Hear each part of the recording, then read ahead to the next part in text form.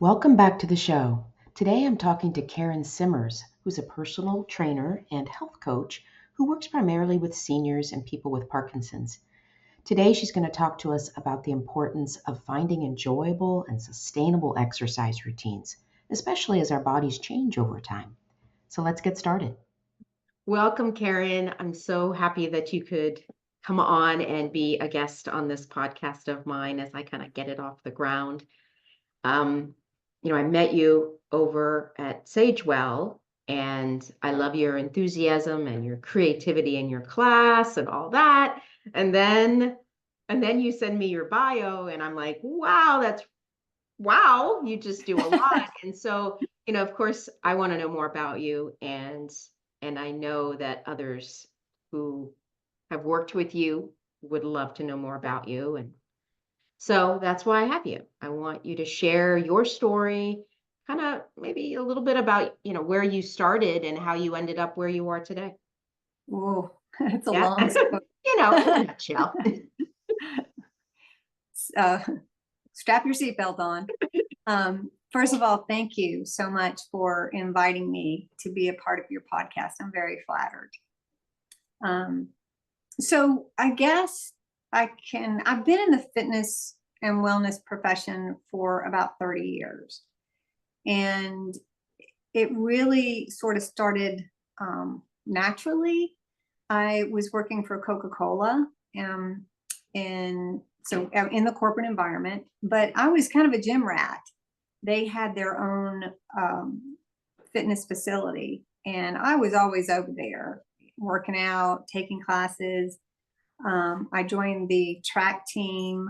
I was also the running club coordinator, and that was sort of the impetus. I had always exercised before that point, but this was on a grander level, a grander scale. So you were working there as an office worker or something? Yeah, I was in business administration. That wasn't what I went to school for. That's not. The intention was to be a medical technologist. Oh. That's what my grandmother wanted me to do. And as I went through school, I was like, that's probably, I just didn't know what I wanted to do. But when I got out of school, I went to work. I had several different jobs, but the more impactful one was with the Coca-Cola company. And I was with them for about 5 years. And working in or being a part of the gym and part of the track team, I also played volleyball with them, and being involved with the running club, you just become like part of the landscape. Basically, everybody knows who you are, and there's a camaraderie. And I wasn't very satisfied, as a lot of people are in the corporate world. So I made the decision in 1995 to pursue a fitness career. And that started with personal training. And I went to work after I got my personal training certification. I went to work for the YMCA, the Atlanta YMCA. And I was with them for 10 years. I achieved a great deal. And I'm very grateful to the YMCA because they nurture their staff, and they want you to stay with them, and they want you to progress, and they want you to grow. So I achieved quite a number of certifications. And when I left the YMCA, the last certification I got was the executive development program. So if I'd stayed there, I would have been an associate exec or executive director of a branch. Nice. Yeah. But that wasn't my calling. I didn't feel like that was my calling. I really wanted to help people and to be an inspiration, because I found exercise to be very healing. It's good medicine, and it's mood boosting. It puts you in better health, and I just wanted to share that. So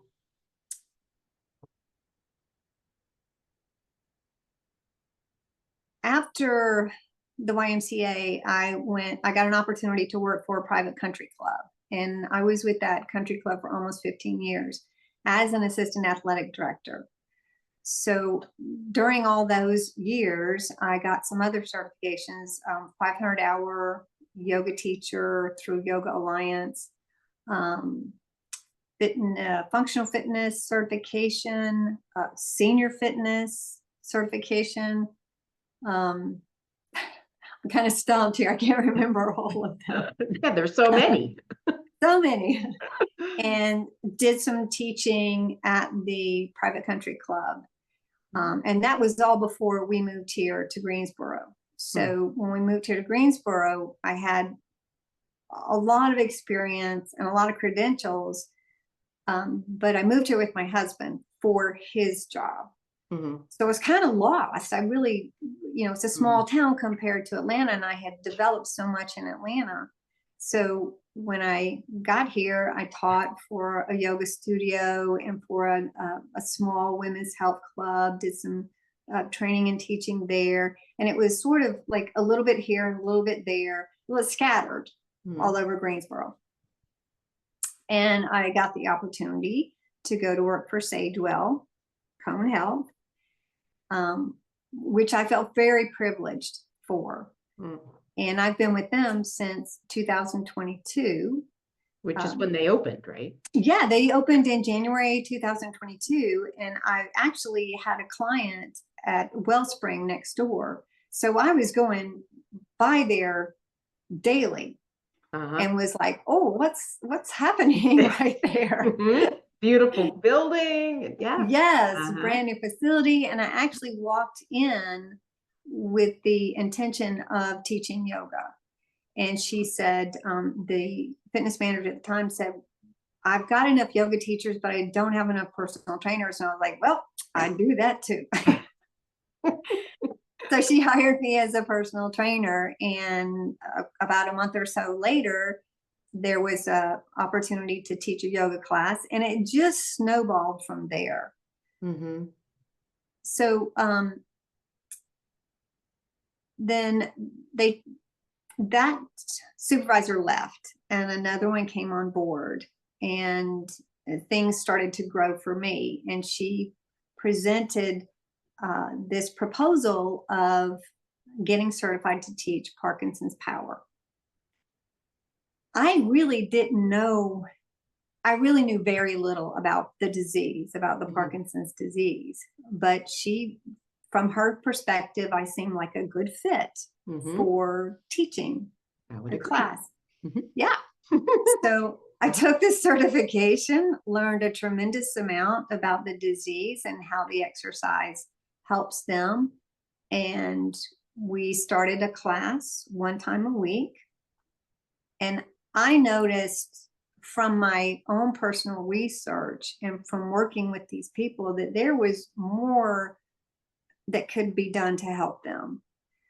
There's cognitive issues, there's voice issues, gait, balance. Some of them tend to freeze. So I started to get very imaginative. Also, the Parkinson's power exercise, it's 5 different positions: standing, seated, all fours, prone, and supine. But all fours, prone, and supine was not accessible to some of the individuals. So we started a class, another class during the week, in which those people that didn't feel comfortable getting down up and down off the floor or found it very challenging, we just offered a class where we offered the chair and the standing, and then I threw in a lot of other interesting exercises and related activities and things that kind of have the same objective, basically. Exactly. And sometimes we play games, or there's one thing that I made up that they really found somewhat challenging. Are you familiar with rock, paper, scissors? Yes. Okay. So we would start off with rock, paper, scissors, right? plain and simple. Uh-huh. Just about everybody has done that. But then I would add on. So we would do rock, paper, scissors, snap. Ah, And then we do rock, paper, scissors, snap, clap. Yeah. uh-huh. So it was dexterity, it was cognition, memory, and it got them moving and thinking deeply about what they were doing. It's not one of their favorites, but we have a good time when we do it. I like those. I like doing sequences. I've started doing that more in the silver sneakers class too, you know. Yes. And it makes us all giggle when we start getting to the, 4 and 5 moves. It's like, oh my God, and we all mess up, but it's fun. Yeah. I say We've done tongue twisters. We've learned to count 1 to 10 in different languages. I like because it helps with the voice and the projection. Mm-hmm. Any kind of dexterity exercises. It's all in what you as a teacher can create and implement for the people that are in the classes, and just make it fun. Yeah. Yeah. Make it so they want to come back. Right. Right. Do you have a favorite of the power moves kind of thing? Do you have a favorite move or position that you feel like, you're kind of like, this is the one I really like to focus on? The main power move itself, which is, and you can do it seated, standing, on all fours, on the stomach, on the back, and it's called a power up position. And that's really extension of the spine. It's not a back bend, but it's just opening up the arms and stretching out the chest and lifting up the head and just being really big and bold. And you can go from a squat into the power move. You can do the chair. You can touch down to the floor and come up into the power move. It's that to me. And when I first started teaching, this is what this reminds me of, is when I first started teaching, it's stage fright, when you start to teach and you have all these people in front of you. And that one of my senior yoga teachers said, if you stand in a confident position, then you feel confident. So we did like this, hands on the hips, like Superman, Wonder Woman kind of position. And it made a difference in how I presented myself. And so that's kind of how I feel the power move is, because when they leave the class, they're walking with confidence and with a higher self-esteem and a tall posture. It's amazing to watch, Michelle. Yeah, I like that spin on it. I'd never thought about the whole confidence aspect of that posture, which is one of my favorites too. I use it with non-Parkinson's people all the time. Yes. My geriatric population that's rounded. So yeah, I had my guy this morning doing it. Open up, stand tall. Yeah, but I like the throwing in of the confidence, whether it's stated or not stated. Yeah, I would agree. And I feel like exercise in general does that, because you feel you become physically stronger, so you feel emotionally stronger. It makes a huge difference, and that's why I think everybody needs to find something, whatever exercise that is, for their journey, and they can switch it up. Because when I first started running, I would be just as happy getting up at 5:30 in the morning and going for a solo run as I would participating in a heart-pounding cycling class, or taking a restorative yoga class, or just sitting in meditation with other people. It's the dopamine and the serotonin, all those good chemicals that are within us are enhanced, and it just makes us live a happier, more joyful life, period. Yes. And that's what I try to stress to people is is not just sticking with one activity, trying No, to do different things.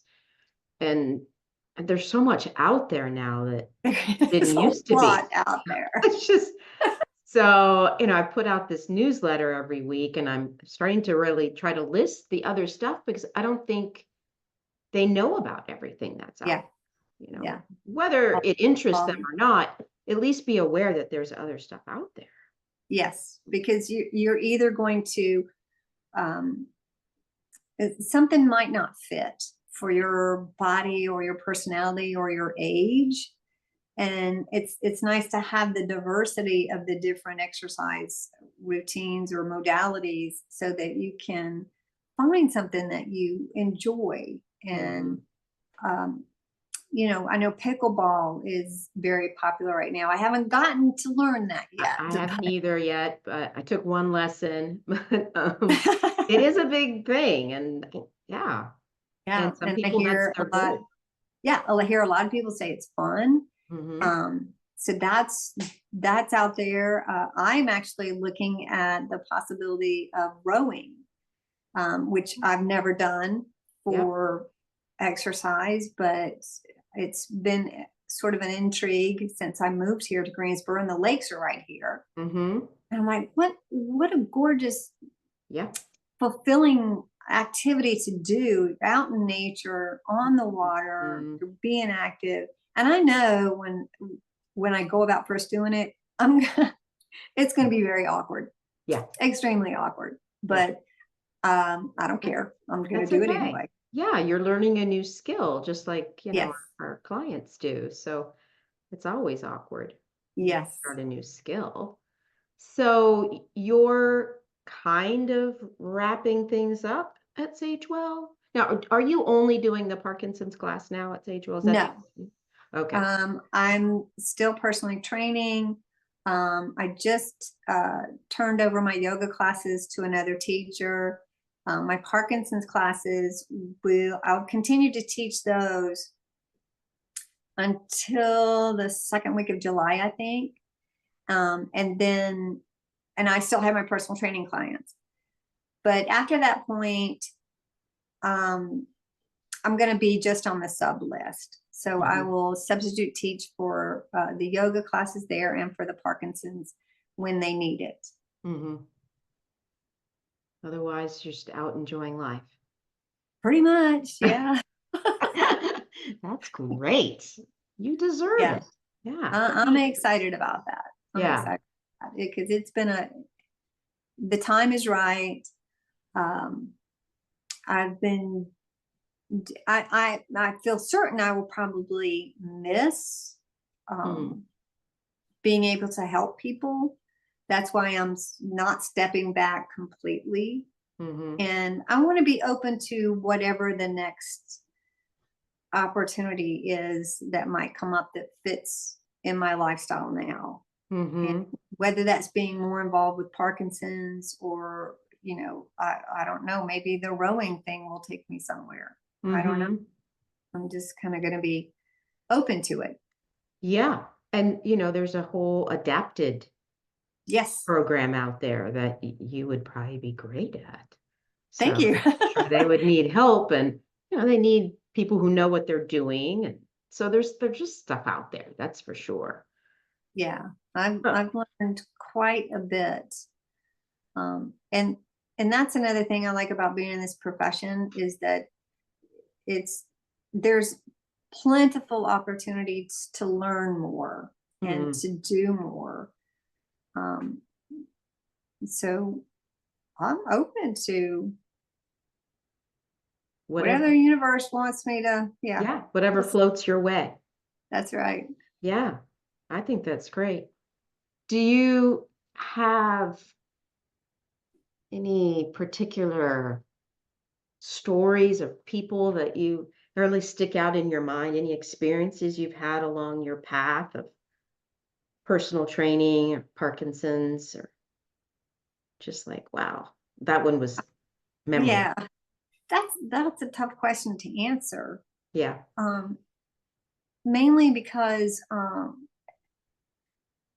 everybody's triumphs are different and they're very personal. and I've seen so many different ones that it's kind of like they're like all the ones that stand out are all level with one another, but for different reasons. Yeah. Anything from working with someone to prepare them for for like a joint replacement surgery. And so when you were doing personal training, did they generally have a goal in mind? Yes. Sometimes it would be something like my doctor told me I need to exercise. Yeah. I mean, Yeah. really. Yeah. And that would be their goal, is because their doctor told them that they needed to exercise. But maybe it's because they wanted to get their blood sugar down, or they wanted their recovery from a joint replacement to be easier to handle. And a lot of times it's just they want to look and feel better. They want to lose a certain amount of weight or a certain amount of body fat, or they just want to be stronger, or they just want to pick their grandkids up. I mean, it's yeah. So as a personal trainer, you take that and you balance it. Let's say if somebody comes to me and they say, I really just want to be able to pick my grandchildren up, right? But it grows into something even more. It could be something like, I used to have trouble getting in my car. And since we've been working together, I picked up my leg and put it in the car the other day without even thinking about it. And I'm like, it's just those little things. Those are my favorites. Yes. Yeah. Yeah. Like the unexpected gains that people get from working with us that, wow, I wasn't even trying for that. Yeah. Actually, I was, but you didn't know that. It's okay. But I find it the most challenging is to determine what their goal is sometimes, right? They say, well, I just want to feel better. Okay, well, I'm sure that's true, but why? Yeah. Well, I just want to, be able to do such and such. So it's a lot of honing down into what is it that you really want to be able to do, and maybe are afraid to say that you want to do it because you don't think it's possible. Right. Like getting on the floor to play with their kids maybe is just unimaginable to some people. But trying to get those details out to me is the most crucial, because got to be on the same page, and whether or not and you want to work with them in the same direction. Yes. Because if you're working with somebody that is more inclined to want to feel better, then you don't necessarily want to gear them into losing weight, and that may be a part of it, but it's not something that you want to direct them towards. You have to look at the whole picture. And I will tell you that there is somebody that I've worked with recently, and her whole, even the people that she's networking with is different, because she's become a healthier person. And I found that very interesting. So she is in joining walking groups and looking for other activities to do, whereas before she would have like stayed inside with her pets, not be as outgoing, not flourishing. And it's made a huge difference in her just exercising regularly and introducing her to other people that are like-minded. And all of a sudden she's entering into a whole new exciting and pleasing world. Yeah. And what that does on her psyche and Yes, mental health is, we all need a boost. we really do. I would never call myself a gym rat because I'm just not. But I like to keep moving, and I certainly appreciate the boost that we get from. I get more boost from the people in the class, Yeah, isn't that true? Yes. Yeah. They just When give, they're having a good time, yeah. when I they're just having a good time and giving you that feedback, that whole I, energy exchange, and I love the energy, but sometimes they're not very energetic. Like in Tai Chi, they tend to be, a little more calm, which is understandable. But Mhm. like sometimes it's not as energy um, gratifying because they're like, what do you want to work on? Do you have any questions? They're just quiet. They're so quiet. They're concentrating or something. But then at the end, they're all like, "Oh, that was great," and da da da. Da. I'm like, yeah, "Well, can we do that move again? And I got to practice that. Yeah, there's so there's a camaraderie yeah, and a yeah, cohesion yes." amongst everybody. The Yeah. dynamic is just very different, depending on the activity. Yes. But Yeah. still, I enjoy it. Well, even when you're sitting in a yoga class and everybody is meditating, Mhm. there's and nobody's saying anything, everybody's eyes are closed, but you're just kind of there and you can feel the other people around you and you can sense their energy, and it's like it's like synergetic almost, you know. Mhm. Yeah, you're sharing that same experience, and you can feel that energy around you. Yeah, Yes. yeah, that's a good comparison, I guess. Yeah. So So it many could be different things. anything. Yeah. So at this point, then you're kind of phasing out. So I should not offer your services to anybody, should I? I shouldn't say, well, if they want to call you and set up an appointment. I've been presented with that before and I've thought about it, and I think um, probably doing more personal in-home things would be appropriate for me right now. Mhm. There's just I can be more flexible with my schedule, Yeah. and I used to do that in Atlanta. I did a lot Okay. of not only did I have I worked a lot, come to think of it. So you would go into people's homes and work with them Yes, individually yes, that I way. had several private clients that I went into their homes, whether it was yoga or personal training, or I actually had one couple, and I'm still very dear friends with them, and I worked with them for 9 or 10 years, I think, maybe even a little Wow. longer. Um, and theirs would their needs would change. Like I'd show up one day and he would say, "So I can you do Thai yoga?" Like, "I will find out how to do that for you." Or some days he would be like, "I just want to stretch," and I'm like, "Okay, let's just stretch." Wow. So that's what personal training is. Mhm. It's Mhm. it's providing a service that is personal to the customer or to the client, Which may and change. Yeah. their needs can change. Yeah. If they've had a truly a very stressful day, it may be, instead of a yoga flow, it might be more like a restorative yoga.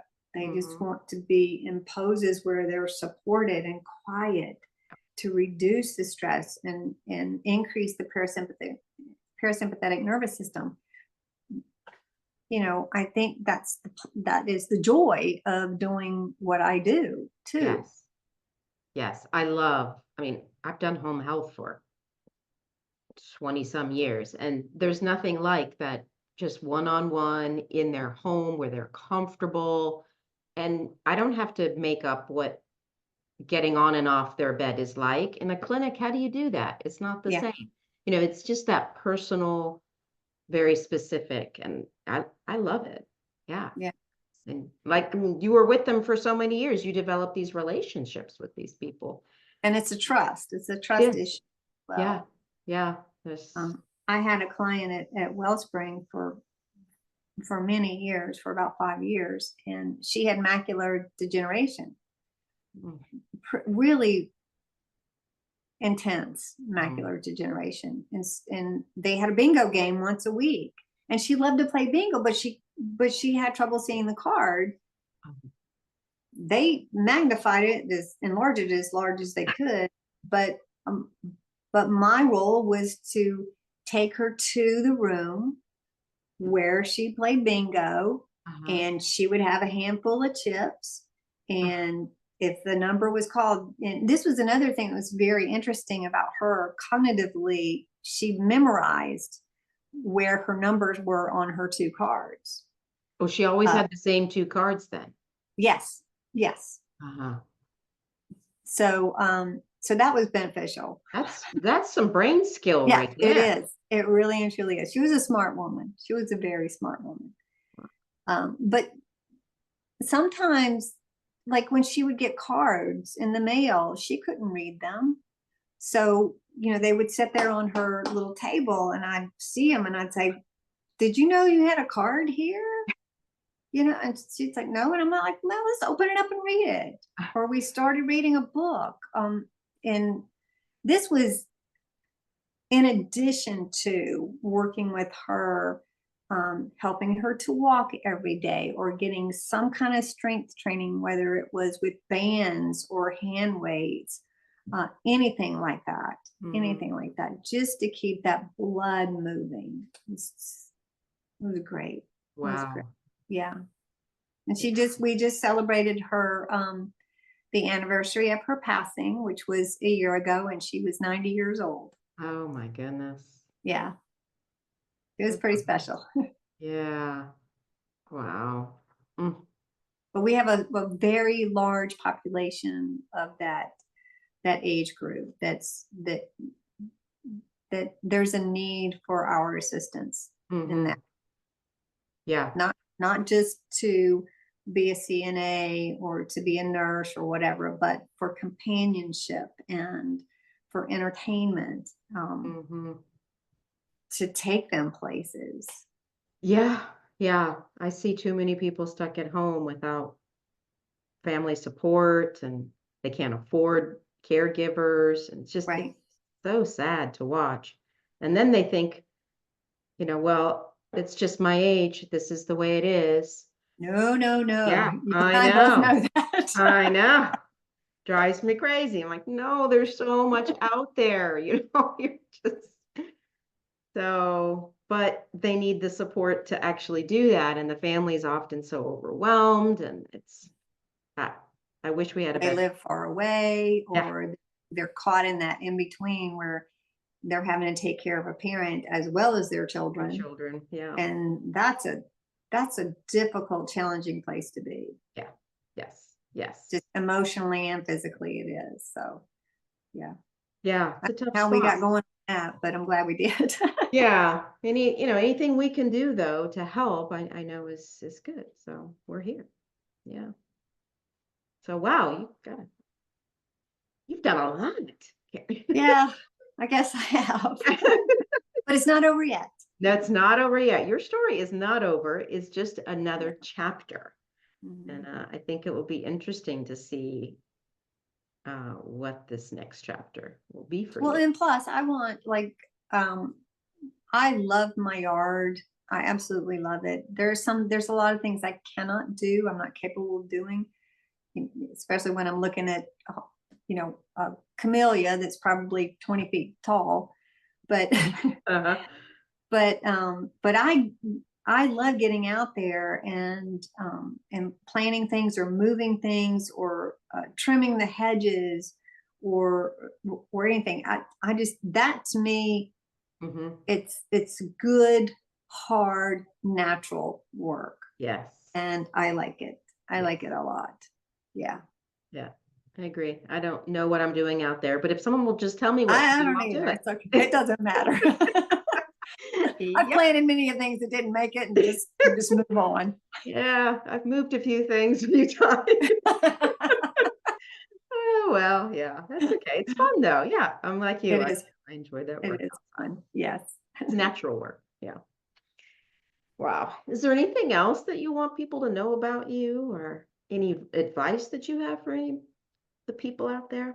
Just that really just moving the body is good medicine, and everybody